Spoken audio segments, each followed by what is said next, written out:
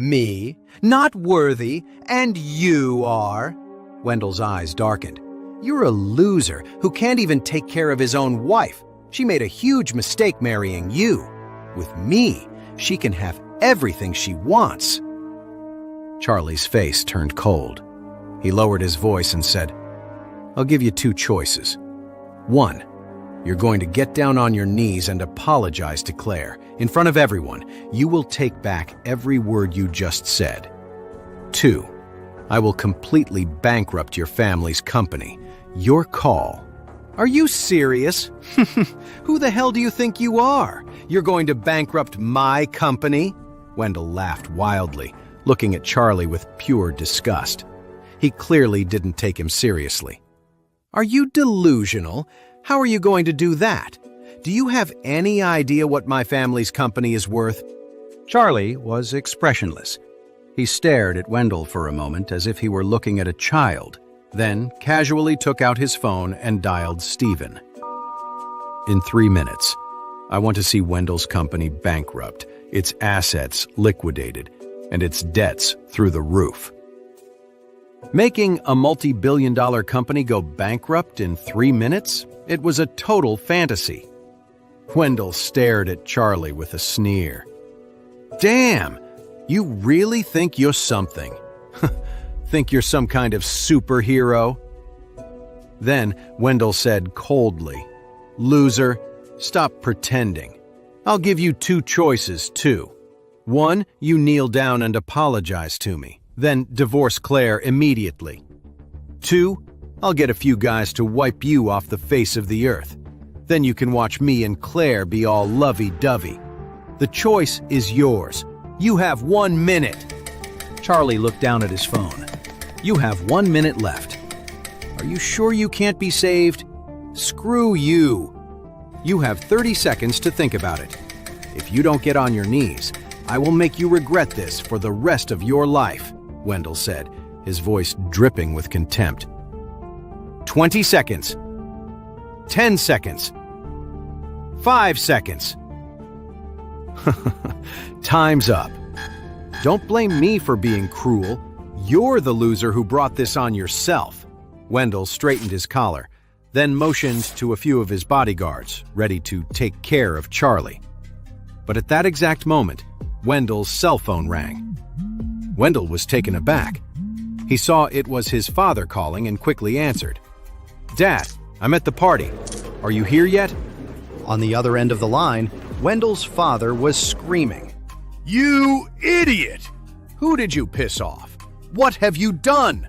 All our shareholders are dumping stock like crazy. Our stock has dropped more than 90%. Then his father yelled again. The bank is calling in all our loans. All of our partners just pulled out and won't pay us. Our cash flow is gone. The only thing left is bankruptcy and liquidation. Listening to the voice on the phone, the color drained from Wendell's face. Cold sweat dripped down his forehead. Our family is finished. Completely finished. Wendell wanted to ask what was happening, but then he heard police sirens wailing through the phone. It was followed by the sound of a door crashing open and a police officer telling his father to cooperate with an investigation. He went completely limp. The phone slipped from his hand and shattered on the ground. His legs gave out, and he collapsed to his knees in front of Charlie. A gust of wind blew past, but it was nothing compared to the chill in his heart. His bodyguards saw this and froze, completely stunned. They didn't move an inch. Wendell was terrified. He whispered to Charlie, "Who are you? You did this, didn't you?" The crowd of onlookers was just as shocked. Wendell takes one phone call, and suddenly he's on his knees in front of the Wilson family's son-in-law. What was going on? Charlie looked down at him, leaned in, and said in a low voice, "I gave you a choice. You just chose the wrong one." "I know I was wrong.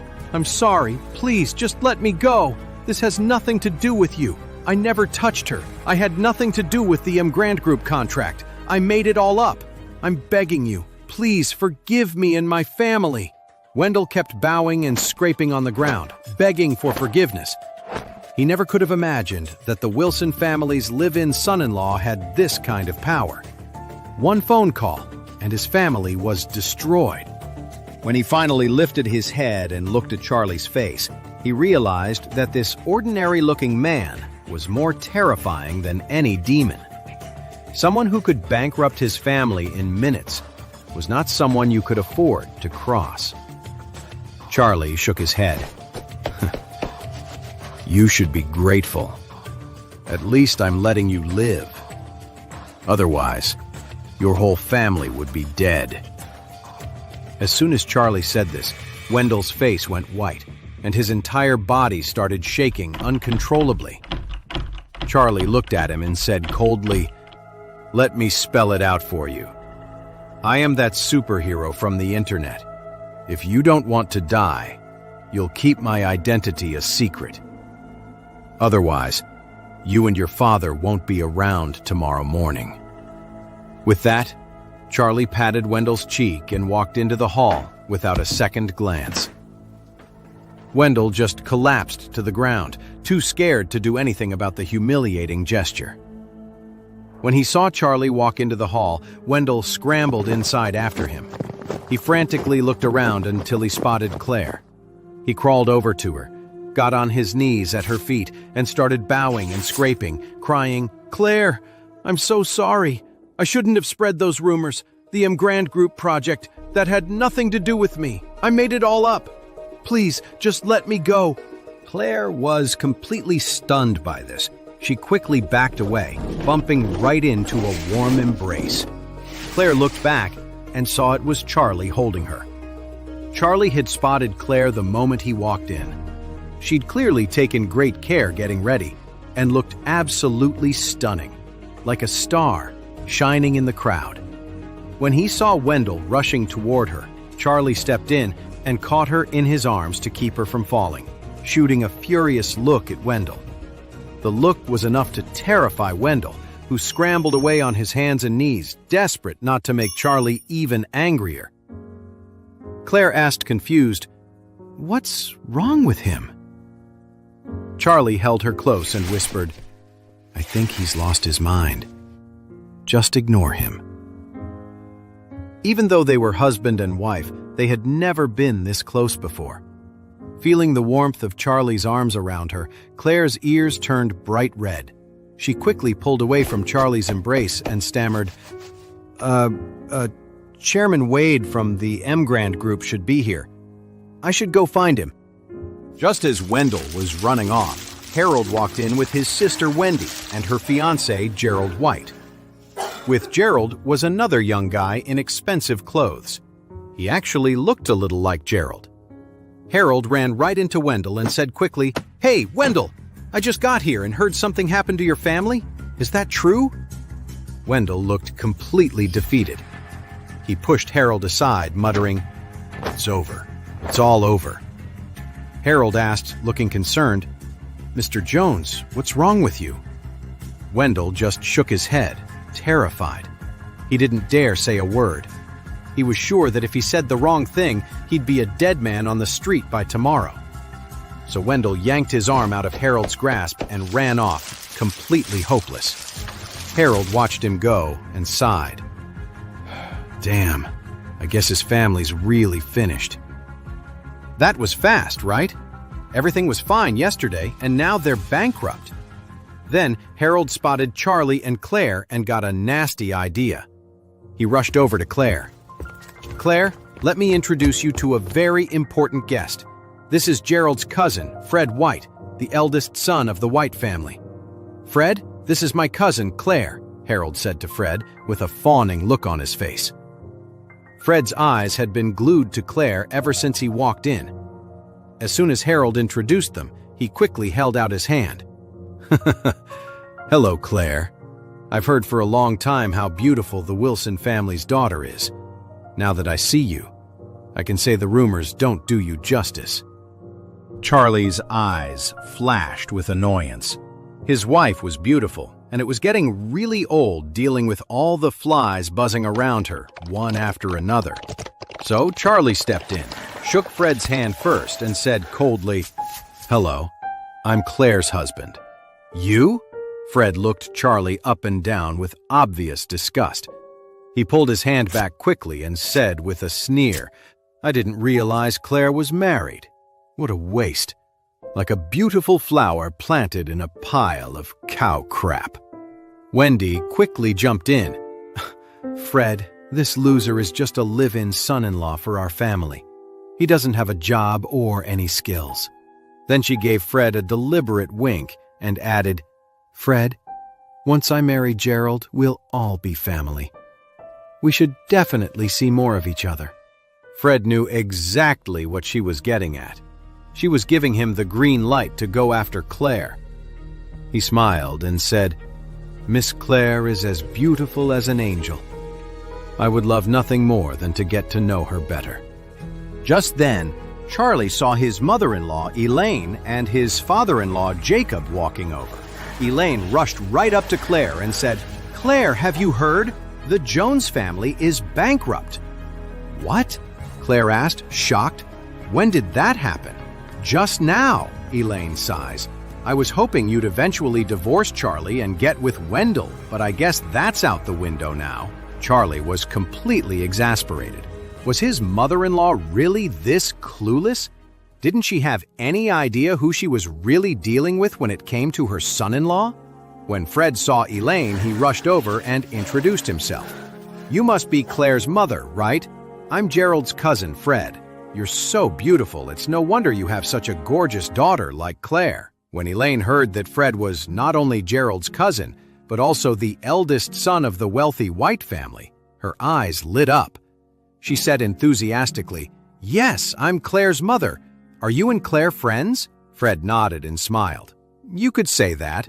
We only just met today, actually. Elaine was overjoyed. She nodded quickly and said, Well, let's all find a place to sit. Don't just stand there. Mr. White, you young people should definitely get to know each other better. Mom, Claire exclaimed, cutting her mother off before she could say anything else. Elaine opened her mouth to say more, but Claire touched her arm and motioned toward the stage, reminding her to pay attention. Just then, Mrs. Wilson stepped into the spotlight. She looked around the room, beaming, then stood at the microphone and smiled. First of all, on behalf of the Wilson family, I'd like to welcome all of our dear friends and partners to our banquet tonight. Next, please join me in welcoming the Vice Chairman of the Emgrand Group, Miss Doris Young. The spotlight instantly swung over, illuminating a woman in the front row. Dressed in a black evening gown, her perfect figure was on full display. Under the lights, she was as dazzling as a fairy, and every man in the room couldn't help to stare. The Vice Chairman of the Emgrand Group. An incredible beauty! Either one of those titles alone was enough to capture everyone's attention. Doris stood and gave a polite nod to the crowd. When her eyes found Charlie, they lingered for a moment before she looked away. Mrs. Wilson continued her speech. Today, I want to give a special thanks to the Emgrand Group for entrusting such an important project to the Wilson family. I promise, the Wilson family will give it our all to live up to the trust Emgrand has placed in us. And secondly, we want to introduce you all to an outstanding young member of our Wilson family. If it weren't for this person, we would have never secured this partnership with Emgrand. Also, after discussing it as a group, we've decided to nominate this person as the Wilson Group's new director. They will be solely responsible for our project with the Emgrand Group. Elaine said excitedly, Oh, Claire, it's your turn to go on stage. Even though Claire was prepared to go up, she was still nervous. Charlie immediately gave her an encouraging look. Harold looked over at a thrilled Claire and couldn't help but let a smirk creep onto his face. Mrs. Wilson also looked at their table and said with a smile, Please welcome the new director of the Wilson Group, Harold Wilson. Claire froze. She looked to the side in disbelief, only to see Harold proudly walking up to the stage. Charlie's eyes went cold. What a classic bait and switch! After using Claire, the Wilson family just threw her aside without a single thought for her feelings. Claire's eyes immediately turned red, and tears welled up. Without a second thought, she stood up and ran out of the room, not looking back. She had been so happy when she arrived, and now she was completely devastated. Charlie watched her go, his face growing even colder. Bullying his wife? They were asking for trouble. Meanwhile, Harold stood on stage and said proudly, "Thank you for the company's trust in me. I will definitely work hard as director, and I will absolutely complete the project the Grand Group has given us." Mrs. Wilson nodded, satisfied. She took the microphone back and said, "There is one more important announcement for this banquet. We are fortunate to have with us tonight the new chairman of the Grand Group. Please give your warmest applause and welcome Chairman Wade." The room erupted in thunderous applause. Every guest here tonight came to see the new chairman of the Grand Group. Everyone was dying to get a look at him. People were whispering among themselves, trying to guess who would stand up. Someone even said, "I bet the mysterious chairman of the Grand Group is the same person as that mystery hero who went viral online from that thing at Rare Earth. I think that's totally possible." The silhouette of that hero didn't look like anyone from around Oris Hill. Oh my God! If that's true, then the chairman of the Grand Group is the most powerful and richest person in all of Oris Hill, isn't he? I can't wait to see who it really is. Amid the wild applause, as everyone stared with anticipation, Charlie slowly stood up, a cold expression on his face.